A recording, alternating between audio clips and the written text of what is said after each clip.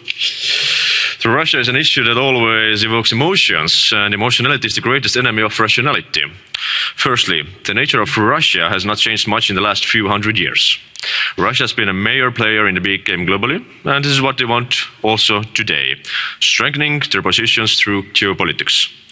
They will do so through soft power, that is, through economic policy and by influencing the domestic policies of their neighbors. If that is not enough, they are also prepared to use military force.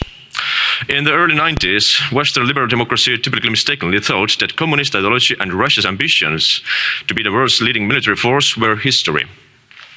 Unfortunately, the war in Georgia, Ukraine, the annexation of Crimea, or even the constant provocative air border violations in the airspace of Finland, Sweden, or Estonia have proved the opposite.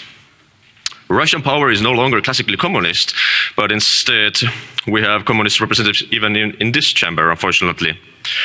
But what has not changed, and will not change in the foreseeable future in our lifetime, is Russia's desire to be a great power geopolitically and even with military force.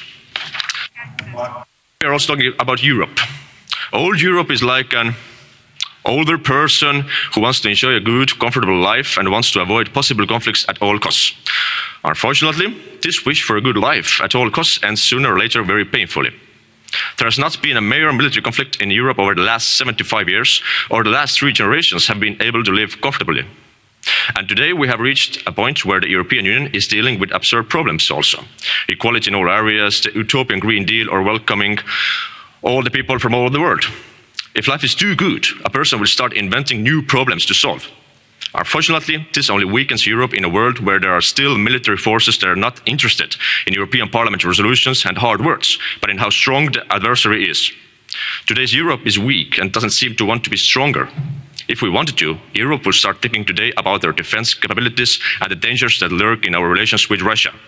We don't need any hysteria or panic when we talk about Russia. We need a rational and pragmatic attitude based on a balance of power so that both parties respect the other. A strong state never respects a weak state and doesn't have to.